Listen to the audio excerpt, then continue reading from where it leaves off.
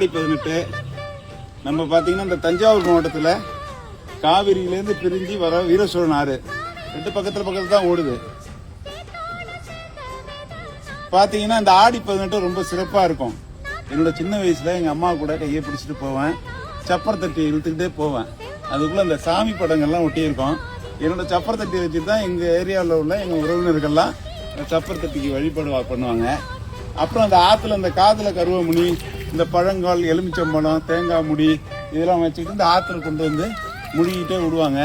இந்த மண்ணை அதுலேருந்து அள்ளிட்டு வந்து 3 இடத்துல பிள்ளையார் பிடிச்சி அதை வச்சு அதுக்கு ஒரு பூஜை பண்ணுவாங்க. பாத்தீங்கன்னா ஒரு மண்மனம் சார்ந்த இந்த